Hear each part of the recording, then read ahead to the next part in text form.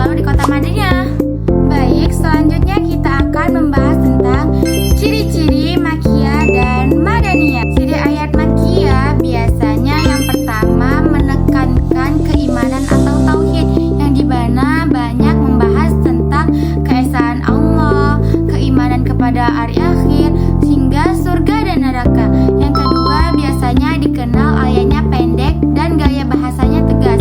Dan yang ketiga yaitu banyak berisi kisah para nabi dan umat terdahulu. Sedangkan ciri-ciri ayat Madaniyah yang pertama biasanya membahas tentang syariat, yaitu seperti ibadah, muamalah, hukum keluarga, dan hukum sosial. Yang kedua biasanya ayatnya lebih panjang dan rinci. Dan yang ketiga yaitu biasanya membahas tentang jihad, hukum perang, dan perdamaian.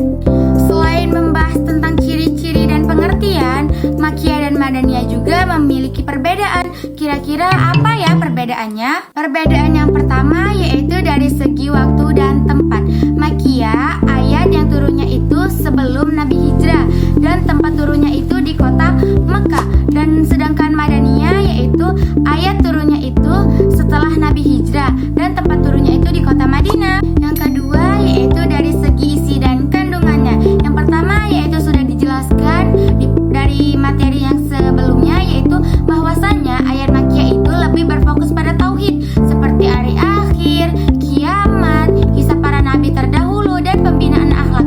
Sedangkan ayat Madaniyah itu lebih berfokus pada tauhid seperti puasa, zakat, dan hukum sosial.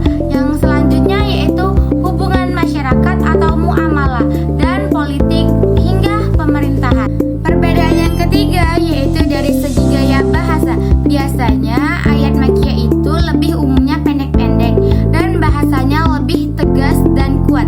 Sedangkan Madaniyah yaitu ayatnya lebih panjang dan gaya bahasanya lebih jelas, rinci, dan sistematis. Keempat itu adalah dari segi sasaran dakwah. Biasanya surah Makkiyah diawali dengan kalimat ya ayyuhan nas, yaitu ditunjukkan kepada orang-orang yang musyrik